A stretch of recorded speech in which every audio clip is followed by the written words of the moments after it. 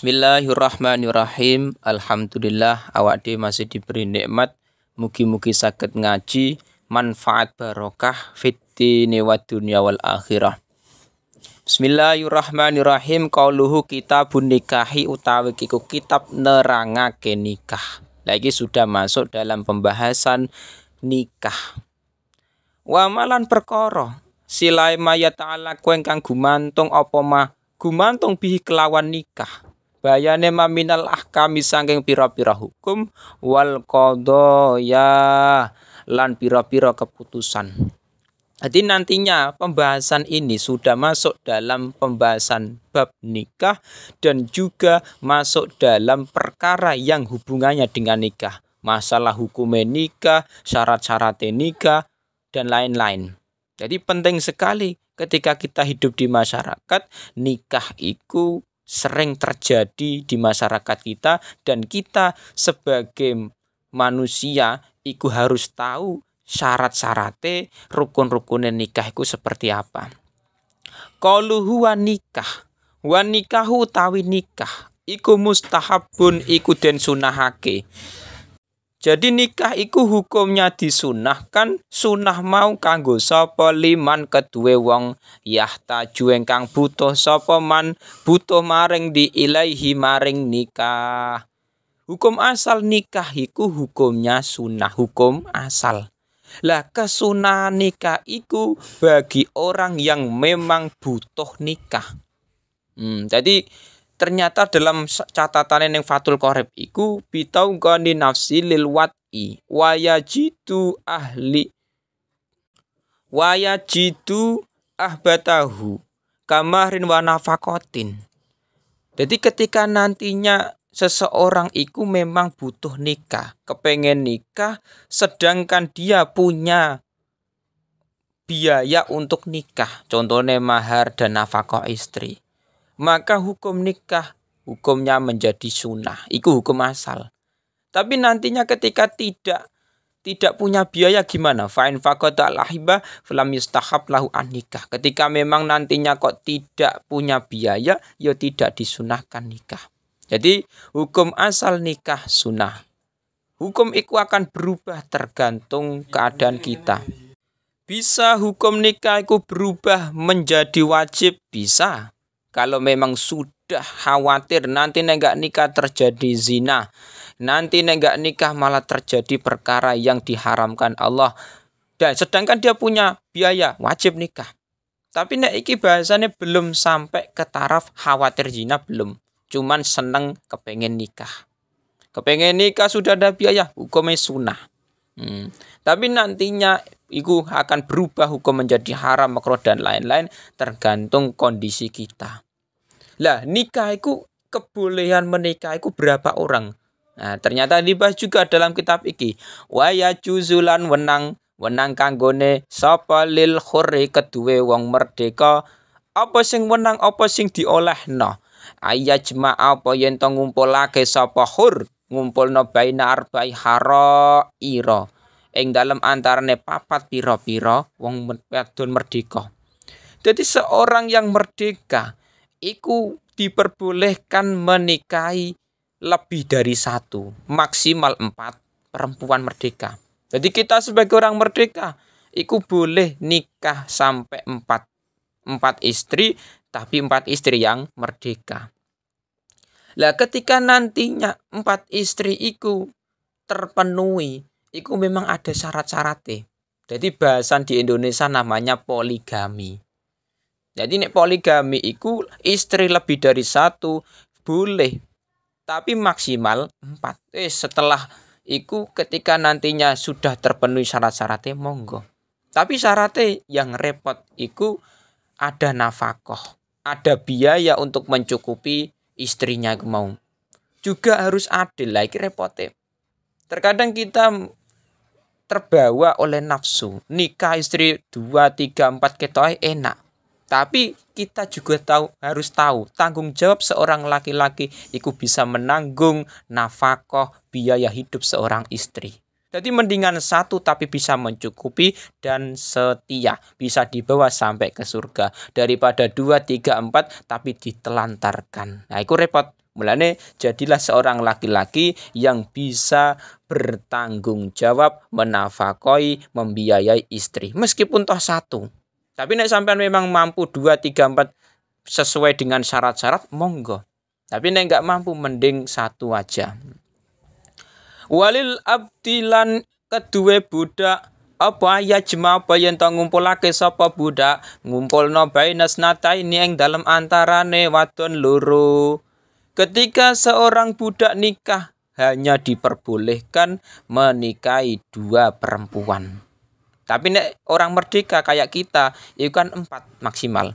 Tapi permasalahan kita di Indonesia sudah tidak ada budak. Mayoritas sudah merdeka, mayoritas sudah tidak statusnya budak lagi.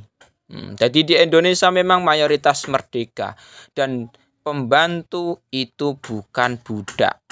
Wala yangkihu lan ora nikah sapa al-hur wong merdeka ora nikahi amatan ing budak. Seorang yang merdeka, laki-laki merdeka tidak boleh menikahi seorang budak illa bisyarta ini kejaba kelawan syarat loro. Jadi ketika nantinya seorang yang merdeka iku tidak boleh menikahi budak hukum asal. Nah, tetapi kebolehan iku dengan 2 syarat. Nek 2 syarat iki terpenuhi, monggo silakan. Tapi iki budaknya orang lain. Jadi di dalam syarat iku aili goirihi. Nek budake dhewe dinikahi enggak masalah, tapi iki budak orang lain. Saya sebagai orang merdeka, Zaid punya budak namanya Fatimah. Lah, saya menikahi budaknya Fatimah. Iku tidak boleh hukum asal. Kebolehannya ada 2 syarat. Pertama adami sidakil hurrati. Ora anane. Rupane ora anane mas kawine wadon merdeka. Jadi syarat pertama, boleh menikahi budaknya orang lain dengan catatan saya tidak punya mas kawin, tidak punya mahar untuk orang perempuan yang merdeka. Jadi misalkan ada 2 pilihan. Nek aku menikahi Zainab sing statusnya merdeka, nggak kuat membelikan mahar untuk Zainab. Tapi nek saya menikahi Zaid statusnya saya menikahi Fatimah status budaknya Zaid. Nah, iku mahare misalkan cuman 100.000.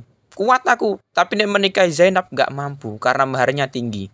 Lah, iku nggak masalah menikahi budak.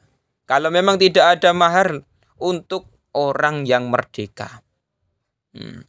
Wa khaufil anati lan kuatir zina. Ai zina mudata faktil khurrah.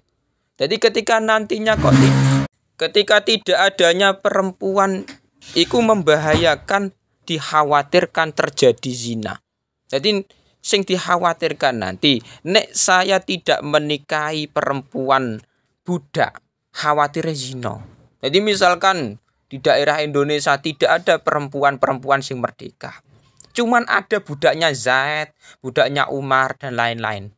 Jadi cuman ada budak. Nek aku nggak menikahi budak, khawatir zina. Sedangkan nek aku menikahi perempuan sing merdeka, nggak ada perempuan merdeka. Ya wes, nggak masalah. Jadi kebolehan iku memang salah satu syaratnya iku khawatir zina. Nah, mulane penting ketika kita hidup di masyarakat, kalau memang sudah terpenuhi biayai, sudah cukup umure. Meskipun dalam kitab nggak ada catatan nikah harus umur sekian, dalam Fathul Qorib nggak ada.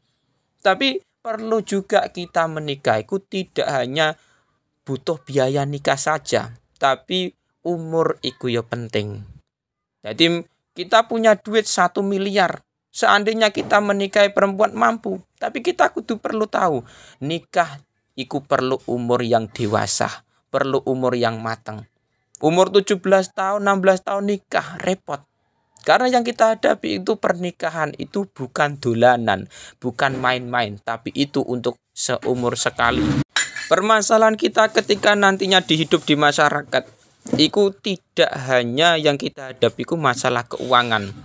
Masalah rumah tangga, itu kalau kita memang menghadapi dengan emosi, nah ini nantinya akan berujung pada perceraian. Mulane perlu kedewasaan. Jadi kita menghadapi masalah dalam rumah tangga, yuk diselesaikan dengan cara musyawarah. Jangan pakai emosi. Mulane nikah iku perlu umur yang mateng, perlu ngelmu, perlu pengalaman apa yang akan kita hadapi ku seperti apa. Ini penting. Mulane pemerintah Indonesia mengatur pernikahan iku dibatasi dengan umur. Jadi nggak sembarangan orang bisa nikah ke KUA, tapi harus ada umurnya. Catatannya umur sekian itu baru boleh nikah ke KUA. Tapi nek kita pandang di masyarakat memang terkadang memang amit sewu. Sebagian ada yang nikah di bawah umur. Tapi nantinya efeknya nikah sirih. Jadi tidak melalui jalur KUA pemerintah, tapi melalui nikah siri. Nah, itu nanti permasalahannya tidak ada buku nikah.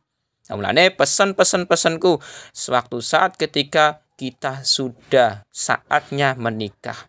Perlu biaya, perlu mahar, perlu nafkah nantinya. Dan kita harus tahu perlu umur yang matang dan juga perlu ngelmu, pengalaman, dan lain-lain. Persiapkan dulu sebelum kita hidup di masyarakat, nikah dengan perempuan yang kita cintai, yang akan kita bawa ke surga nanti.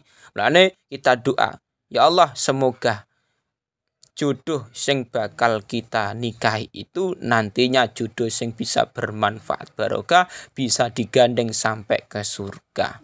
Wis ngoten mawon. Ya adapun sampean-sampean yang sudah nikah, tetap berdoa, ya Allah, semoga engkau jadikan istriku jadi perempuan yang soleha, taat ibadah, sholat, dan bisa membawa ke surga. Nikmat. Ketika kita bisa berdoa seperti itu, nikmat dalam rumah tangga.